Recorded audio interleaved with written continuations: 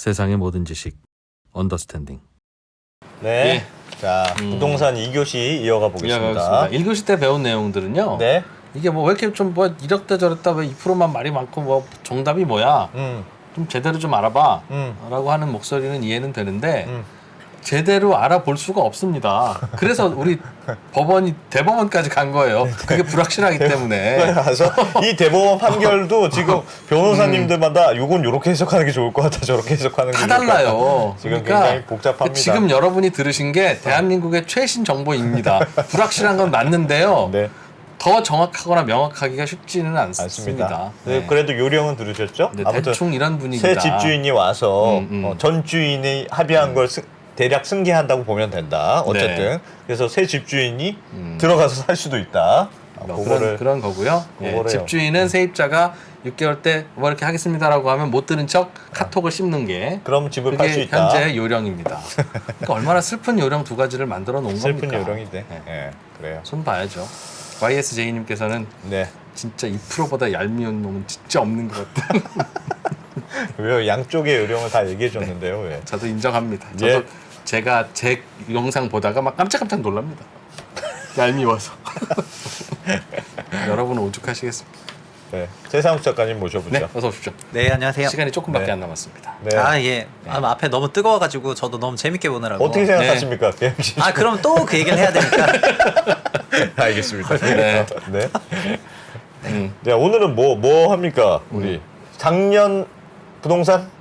아, 아니요. 올해 내년 오늘은 부동산? 이제 아니, 저의 올해 부동산, 올해 내년 마지막 부동산. 출연이니까 네. 2022년 마지막 출연이니까 좀 지난 1년을 돌아보고. 복귀하고 23년 얘기를 하는 그런 뜻깊은 건설적인 자리를 한번 야, 마련해 보면 뜻깊은 좋을 것 자리네. 같다.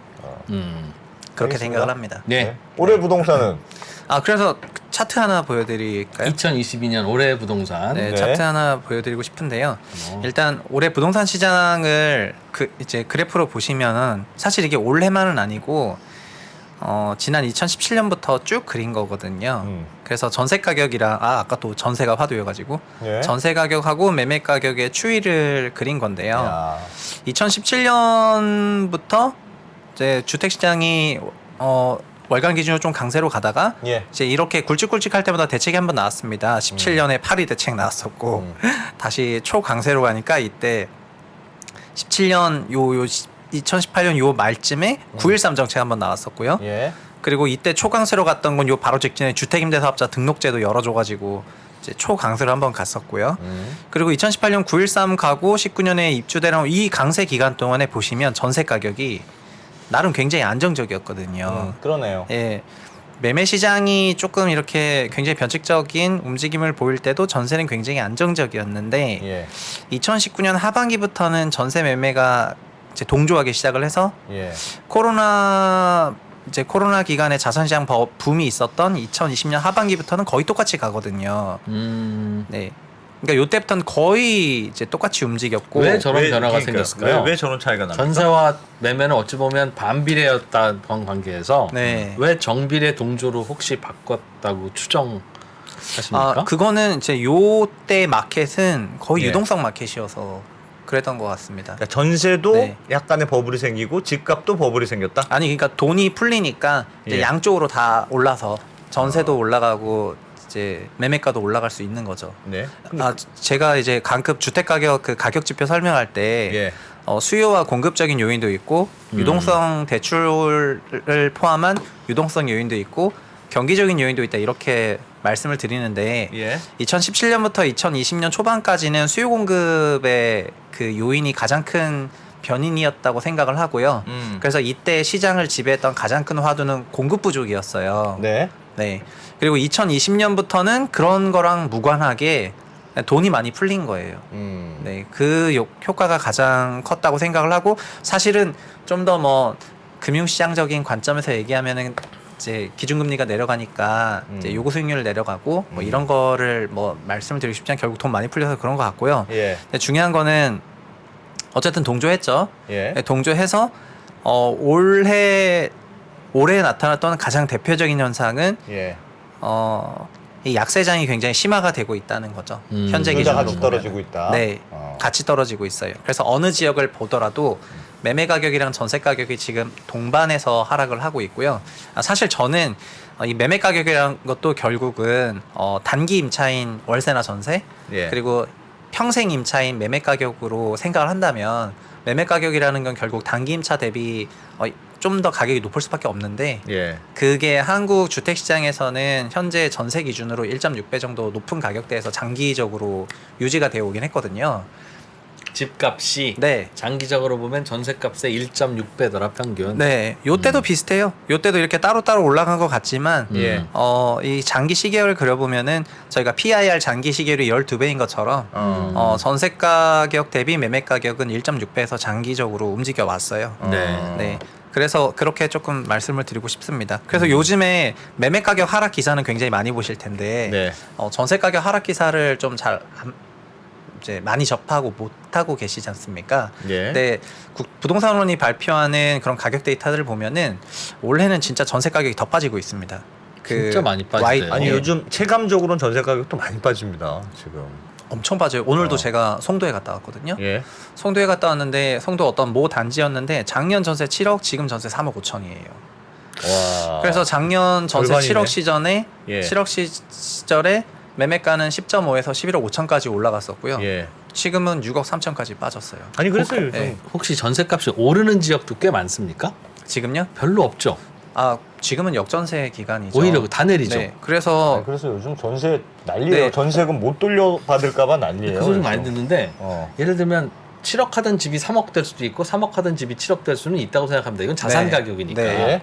근데 최 작가님 늘 말씀 주시지만 전세는 실수요잖아요. 네.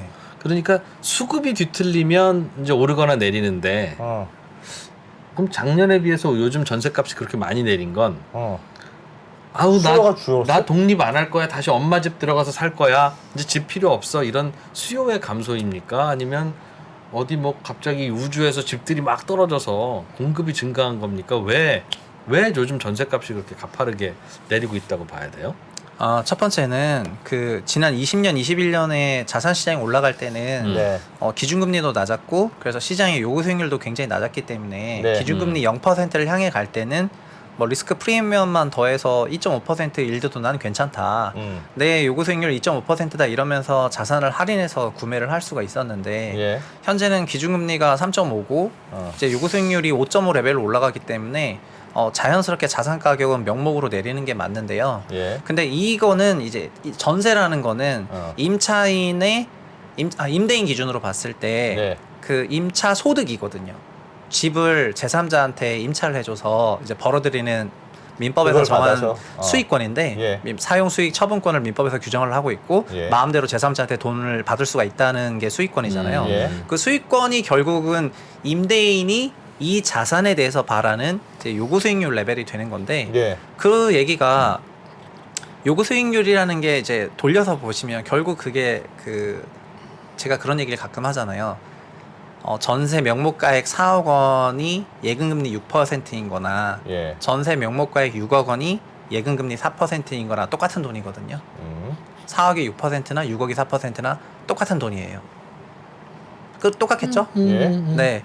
그래서 그 얘기는 제가 전세 예를 들면은 4억으로 6% 일드를 올리는 상황이었는데 금리가 내려가게 된다면 제 명목 전세 요구 금액은 올라가야 돼요. 뭐 그렇죠. 네, 당연히. 그렇잖아요. 예. 근데 그게 20년, 21년에는 거의 제로화 금리 수준까지 내려갔기 때문에 종전에는 4% 정도의 일들을 벌어들이던 그 제 부동산이 이제는 2%밖에 못 벌어들이게 되니까 전세 가격은 2배 올라야죠. 그리고 그거를 조달하는 임차인 입장에서도 조달 비용 관점에서도 종전에는 4%로 조달해야 됐는데 이젠 2%로 조달했기 때문에 실질 조달 비용 자체는 변화가 없는 거예요. 세입자 입장에서는 집주인이 2억 전세 올려달라고 해도 집만 마음에 들면 그냥 쉽게 올려주던 게 작년 재작년 분위기인데 그러니까 금리가 낮으니까. 명목으로 보이는 예. 명목가액 차이는 굉장히 나지만 예. 실질은 별로 없다는 거죠. 알겠어요. 네. 그럼 요즘에는 세입자들이 금리가 낮으니까 내가 빌려서 싼 네. 이자만 내면 그거 그냥 메워줬으면 됐다. 실제로 든 비용은 그 금융 비용으로만 생각하면 사실 되니까. 이게 얼마나 무서운 얘기냐면은 예. 이 얘기를 하니까 또 갑자기 재밌는데 지난 저희 잠실 지역을 저희가 유명하니까 잘 알고 있지 않습니까? 예. 잠실에 있는 엘스나 리센치 같은 그런 아파트들은 전세가 11년 전 대비해서 전세 명목가액은 계속 올랐어요. 예. 소위 4억대에서 이제 11억대까지 명목가액은 계속 올랐거든요. 예. 근데 그 기간 동안에 금리가 내렸어요. 예. 금리가 내려서 실질 임차료는 플랫해요. 네. 실질 이자를 낸 걸로 생각하면 네. 결국은 명목 곱하기 이게 사실 인플레이션의 주거비 컨셉이기도 하잖아요. 예. 그래서 결국은 그동안 저희가 주거비 인상이 없었던 이유가 아하. 금리가 장기적으로 우하향을 하면서 전세가 명목으로 슬금슬금 올라가는 거 정도는 퉁쳤다는 거예요. 예. 플랫하게. 예. 근데 이게 언제 깨졌냐? 올해 깨졌다는 거죠. 올해. 올해 금리가 올랐어. 명목 금액이 높게 형성돼 버린 상태에서 금리가 튀었잖아요. 예. 그러면 올해는 실질 주거비가 거의 1.7배, 1.8배 이렇게 올라가게 되는 거예요. 네. 예. 그러면 원래 전세 시장도 아. 실수요에 의한 수급에 의해서만 결정된다는 전세 시장도 사실은 수요 100가구, 공급 100가구 이렇게 딱 갔더라도 시중 금리가 올라가거나 내려가면 전세값도 영향을 받는 거군요, 원래. 네. 네. 수급이 똑같더라도. 예, 그리고 전세를 많은 부분에서 매매랑만 비교를 하시는데 예. 전세하고는 사실 월세 간에 전세와 월세 간에 임차인의 선택지도 존재를 해요. 그래서 조달 금리가 전월세 전환율보다 낮을 때는 예. 전세로 가려고 하고 예. 그래서 전세 거래화의 비중이 높아지고요. 지금 전세 조달 금리가 전세는 목돈이잖아요. 예. 그 목돈 조달 금리가 전월세 전환율보다 높으면은 예. 월세화로 갈라 그래요. 그래서 전세와 월세도 그 균형점을 찾게 되거든요. 예. 조달 금리와 전월세 전환율 간의 균형점을 찾게 되는데 예. 현재는 서울의 전월세 전환율은 4.3% 정도 돼요. 예. 수도권으로 4.6% 정도 되고요. 이게 전세 대출 시장 금리보다 훨씬 낮아요. 네. 다 월세로 돈다는 거죠? 그래서 지금 월세화로 많이 가고 있죠. 왜냐하면 그게 더 싸기 때문입니다. 예. 그리고 현재 금리 레벨에서는 임차료를 적게 내고 싶은데 예. 왜냐하면 기준금리, 그러니까 대출금리가 너무 올라갔기 때문에 실질 주거 비용이 늘었지 않습니까? 예. 그러니까 작게 내고 싶으니까 월세화 거래 비중이 굉장히 늘어나는 그런 추세가 나오는 거고 이게 역전세를 가속화시키는 요인이 되는 거죠. 21년 말까지는 금리가 제로에 붙을 거라고 생각했기 때문에 명목 전세금이 계속 올라갔고 예. 그걸 무리 없이 조달했는데 22년 환경에선 180도 달라져서 실질 조달 비용이 너무 올라가는 환경이다 보니까 예. 이거를 전세로 바꾸는 것도 아하. 부족해서 월세화까지 한 번에 가버리는 거죠. 요즘은 그럼 월세도 내려가고 있습니까? 네, 그 전환 비용 자체가 예를 들면 1억의 전세 목돈을 대출을 예. 받으려면 예. 5.5에서 6%, 550에서 600만 원이 필요한데 예. 전환하면 4.6%니까 460만 원 내면 되잖아요. 다들 월세로는 가고 있는데 네, 그 그럼 월세 얼마를 내야 돼?라고 하는 그때가 1억에 네, 그렇긴 한데 기존 전세값도 계속 떨어지고 있으니 그렇죠. 이 그거로 전세를 내려가죠. 월세로 변환한 이 월세도 계속 떨어지겠습니다. 요즘은. 네, 근데 이제 전세 하락 속도는 굉장히 빠르고 전세 명목가액 하락 속도는 이제 매매가 하락 속도보다 훨씬 빠르고 지금 네. 훨씬 빠르고 월세는 이제 월세도 빠지고 있지만 구간에 따라서 살짝 그 강보합처럼 이제 보이는 거죠. 왜냐면 월세도 이제 종전 월세는 낮은 가액의 전월세 전환율로 희석을 했을 때 예. 그거를 순수하게 생각하면 과거에는 낮았지 않습니까? 월세가 낮았죠. 네, 전세 그러니까 아까 4억 원일 때 그렇죠, 이제 그렇죠. 예. 4.6% 전월세 전환율이었는데 그게 전세가 8억 원 되면서 이제 고가 전세 대부분 그 부분을 수용을 했는데 조달 금리가 더 싸니까 근데 이제 전세가 8억을 못 내는 상황이 되고 이게 전세가 6억 5억으로 내려오는 과정에서 월세 전환이 발생을 하니까 4억 기준으로 했을 때 전월세 전환율보다는 높다고 할 수 있지만 환산 임차료 레벨로 보면은 지금 현재 월세가 가장 낮아서 이게 명목 간에 비교하게 되면 그런 착각이 좀 약간 발생하죠. 그래서 그런 구조고 이런 현상 저런 현상 다양한 현상이 나타나고 있는데 그 이유를 거슬러 올라가 보면 높아진 금리 네. 이게 가장 큰 원인인 것 같아요. 전세 가격은 일종의 곧버스 같은 거네. 가격이 좀 더 빨리 움직이는 거네. 네. 전세요? 예. 예를 들면 그 금융 비용으로 생각해야 된다면서요. 그러니까 실제 가격. 네. 실제 그럼요. 그게 가격보다. 전세, 그러니까 순수 전세 명목, 그러니까 명목 가액이 아니고 저희는 결국에는 월세 또는 전세로 임차료를 내는데 예. 전세 역시 대출 등을 통해서 아니면 자기 자본으로 조달을 하니까 예. 비용이 존재하는 거고 네. 그래서 전월세 전환율이라는 금리도 있는데 그게 지난 11년간 우리나라 전체에 실질로는 거의 유지가 되어 왔었다가요.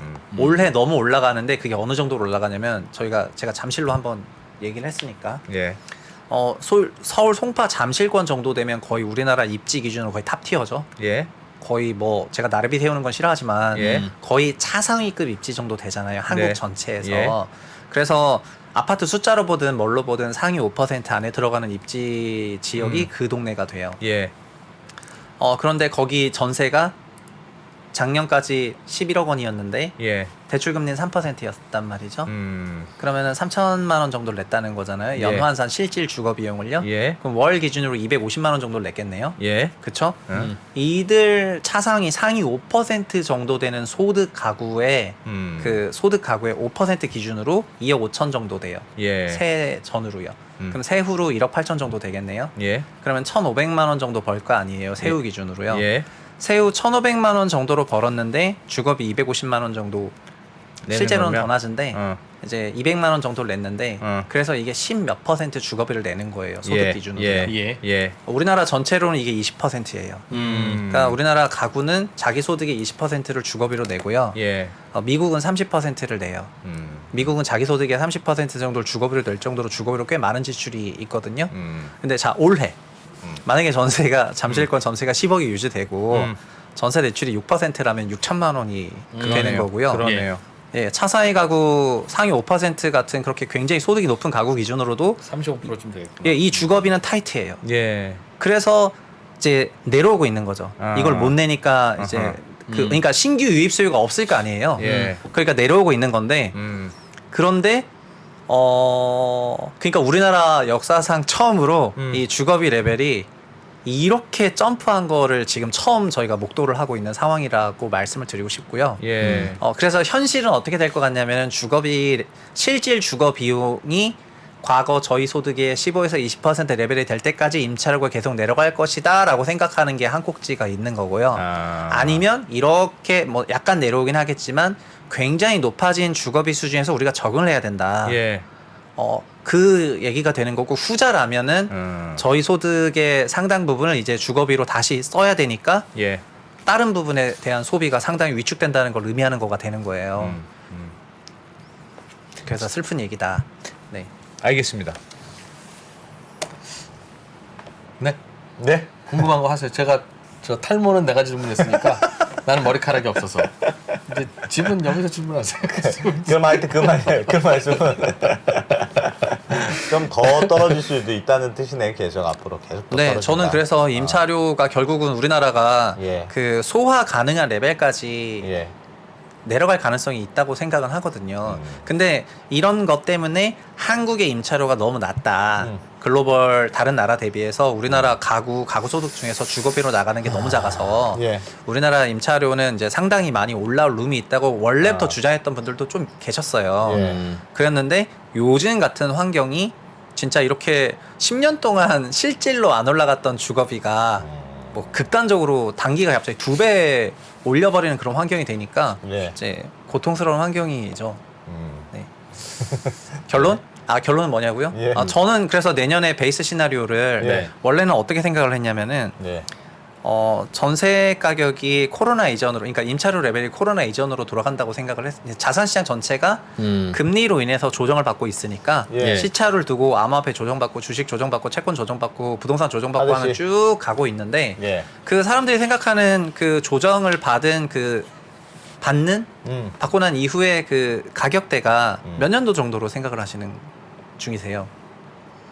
언제까지 언제로 내려가고 돌아갈 멈출 거냐? 거냐? 예를 언제로 들면 돌아갈 거냐? 주식시장이면 예. 이제 2,400포인트 정도로 다시 도로 2020년으로 왔잖아요. 예. 저희가 잠깐 한국 주식도 3,300이라는 꿈 같은 숫자 좀 봤다가 예.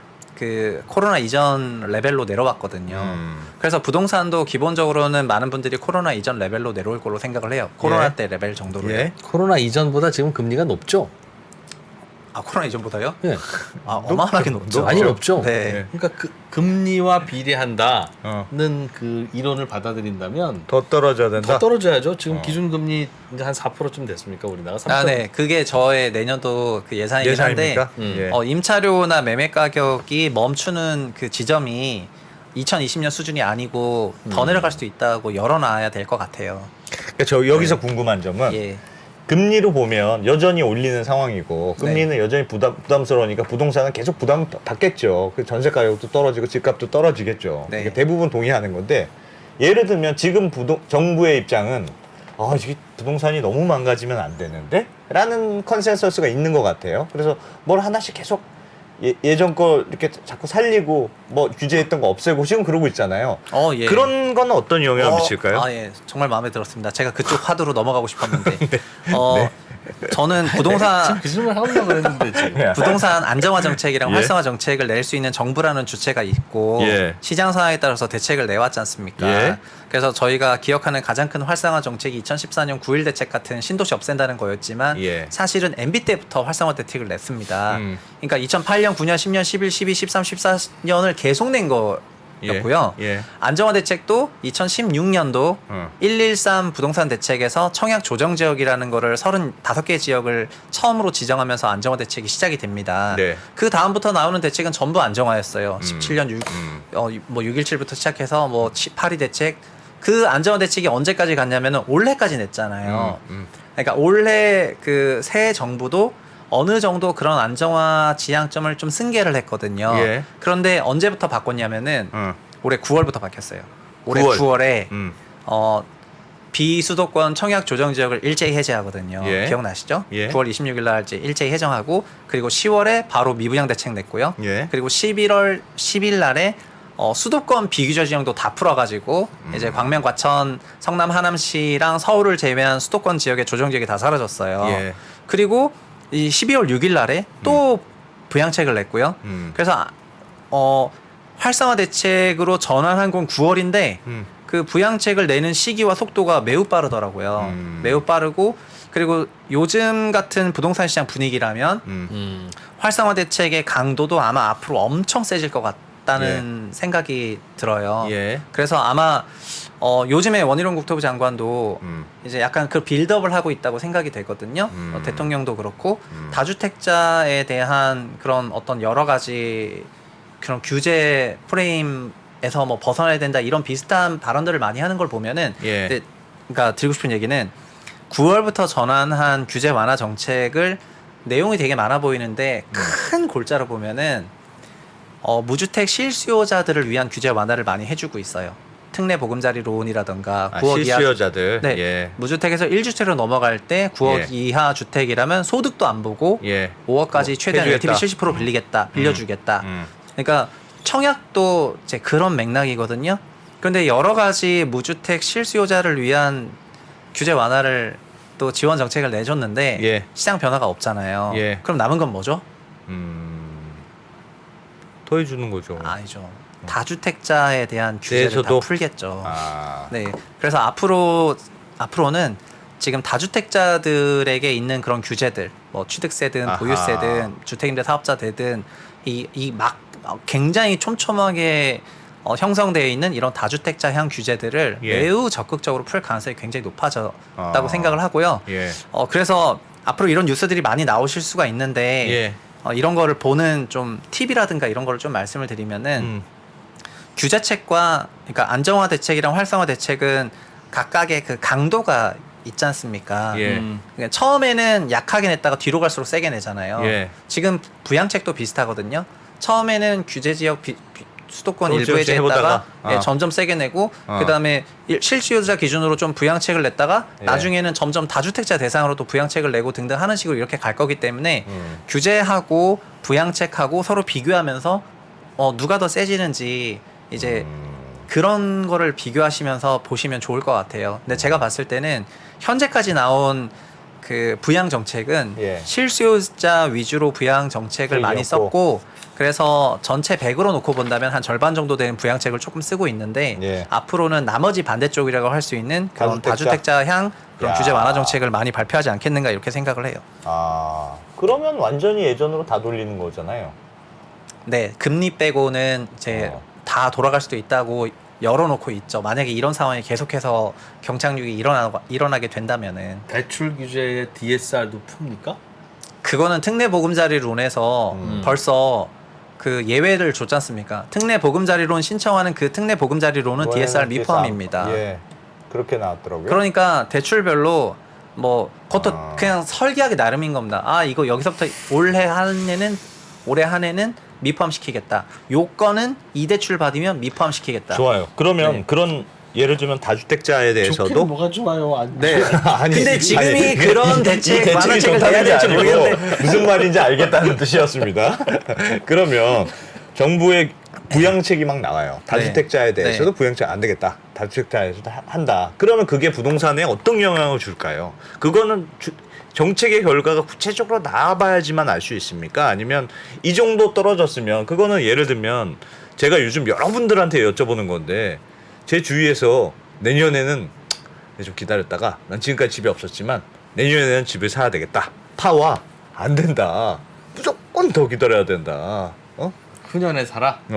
지금 좀 확실히 바닥을 봐야지 그렇게 어설프게 사면 안 된다는 파가 막 갈려 있습니다. 그러나 그분들의 마음속에는 네. 내년이건 후년이건 바닥 잡고 사면 다시 전고점 온다는 얘기잖아요. 왜냐하면 그렇다면 그게 전고점이 예. 4년 후에 오면 어떻고 10년 후에 오면 어떻습니까? 어쨌든 어떻게 모르 얼마나 다시 그 집값이 온다고요? 저는 그래서 네. 고민을 하시는 분들한테 예. 이제 그렇게 말씀을 드리고 싶은데 예. 저희가 무언가를 살 때는 예. 시점을 잘 잡거나 가격을 잘 골라야 되거든요. 예. 이 얘기는 무려 1949년부터 나왔던 얘기입니다. 벤자민 그레이엄이 현명한 투자자 책 쓰면서 예. 시점을 잘 잡든가 가격을 잘 잡아라 아. 이렇게 얘기를 했습니다. 그래야 네가 좋은 성과를 낼 수 있다. 그런데 아파트 같은 경우에 주식도 마찬가지인데 연준으로부터 시작된 매크로 이런 환경이 예. 소위 시점을 잡게 하는 그런 중요한 지표들이 되는 건데요. 예. 그래서 시점 전략이 너무 극단으로 가는 것 같아요. 그러니까 이걸 언제 사야 된다는 그 언제에 대해서 예. 이제 과도한 쏠림이 생기고 있다는 거죠. 그래서 사람들은 주택을 사야 되는데 내가 지금 어느 동네 아파트를 보고 있는데 예. 저게 얼마 정도 되면 내가 살 생각이 있어 이런 얘기를 하는 게 아니고 예. 그래서 내 입주가 끝나는 내년 하반기 2024년 입주가 대구 입주가 끝나니까 2024년에 대구를 사세요. 이런 시점 전략에 함몰돼 있거든요. 정책도 똑같아서 정책도 시점을 만들어내긴 하는데 예. 그러면 지금 부양 정책이 저도 이렇게 얘기했지만 부양 정책이 앞으로 다주택자 완화 정책들이 나올 건데 예. 그러면 다주택자 완화 정책이 충분히 규제책을 상쇄할 정도로 세지면 예. 주택을 취득하시는 게 좋다 이렇게 들리실 수가 있는데 예. 사실은 이런 시점에 대한 고민 수준으로 이 가격이 지금 적정한지를 평가해야 될 거 아니에요. 평가해야죠. 잘 사야 될 거 아니에요. 예, 예. 시점은 잘 골랐는데 가격은 역대 최고가에 사가지고 10년 이상 물려 있을 수가 없잖아요. 예, 예. 그래서 제가 아까 결국 주택이라는 것도 임차라는 거는 2년 혹은 2년 플러스 2년에서 4년의 임차 비용에 대한 개념이고 그리고 구입을 한다는 거는 영원히 거주하는 거에 대한 그 거주 비용, 영원한 거주 비용을 예. 현재로 할인한 거기 때문에 예. 결국 주택을 산다는 거는 그 주거 비용을 해결한다는 컨셉에서 전세나 월세 가격에서 창출될 수 있는 것 대비 너무 과도하게 올라 있는 상태에서는 샀을 때 안 좋을 수가 있어요. 아무리 그렇죠. 시점이 좋아도요. 그렇죠. 네, 그래서 제가 역사적으로 보면은 우리나라의 전세가율이 뭐 55%나 60% 레벨에서 놀았고 예. 이게 전세 대비 매매 가격 비중이 1.6배 정도에서 1.7배 정도가 됐었던 게 평균인데 예. 때로 시장 좋았을 땐 2배 갔었던 적도 있었고 안 좋았을 땐 1.3배도 갔는데 그래도 현재 전세 가격을 기준으로 삼고 매매 가격을 판단하면 가격에서 크게 틀리지 않을 수도 있다고 생각하기 때문에 너무 시점을 잡기보다는 가격에 대해서도 진지하게 고민하고 사시는 게 좋을 것 같다고 같이 말씀을 드리고요.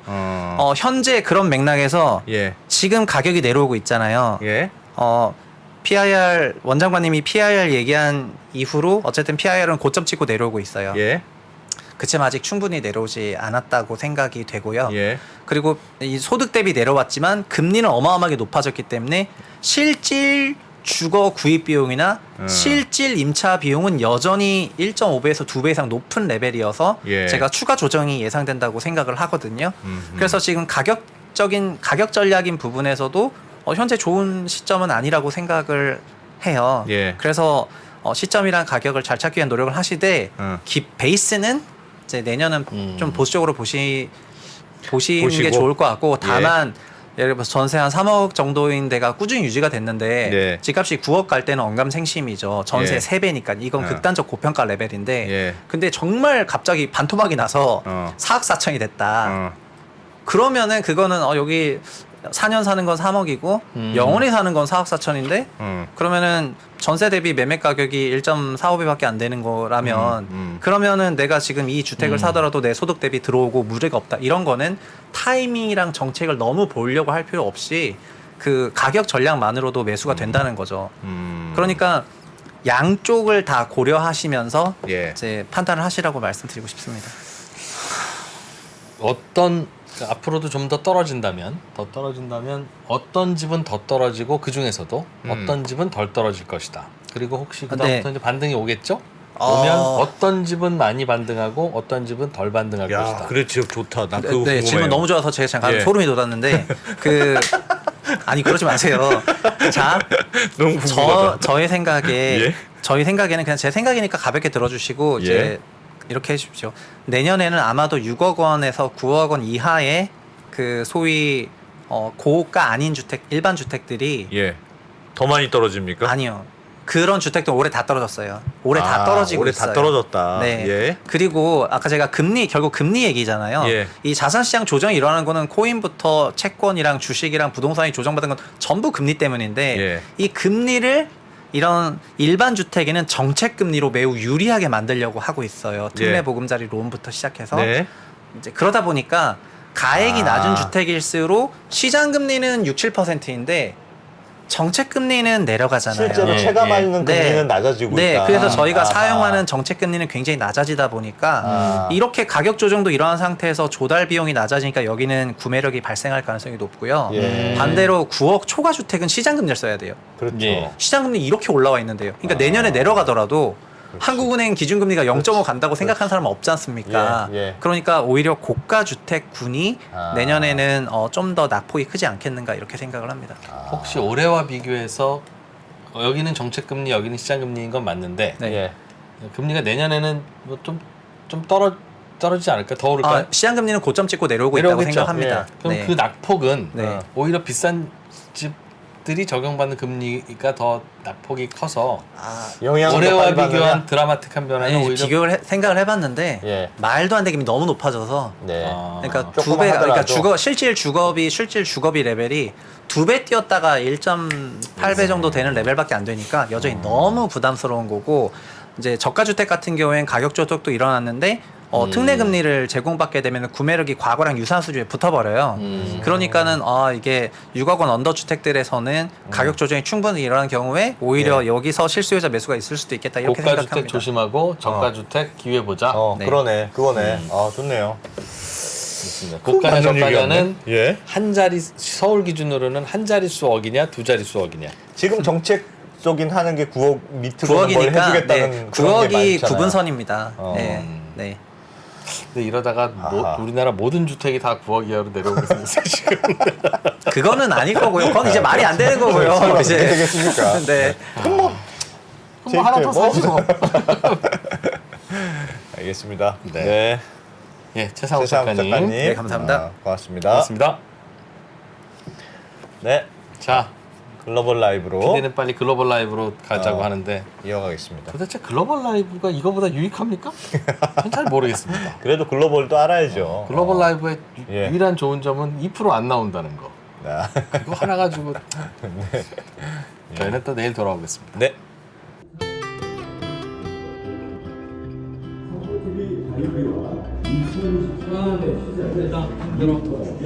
아, 나이 드니까 스튜디오랑 사무실 왔다 갔다 하는 것도 힘드네요. 누가 나 좀 업고 다니면 좋겠다. 아, 옛날에는 직원 숫자 적어서 그나마 편했는데, 야, 이건 언제 하나하나 다 하고 있어. 2% 왜 그래요? 하루 종일 이메일 보느라고 시간 다 가고 이거. 내가 얼마나 비싼 사람인 줄 알아? 아니 아직도 아마라스텐 안 깔았어요. 그렇게 디지털 전환이 늦어가지고 어떡하려고 그럽니까? 누가 한 방에 싹 다 된다 그러던데. 아마란스텐?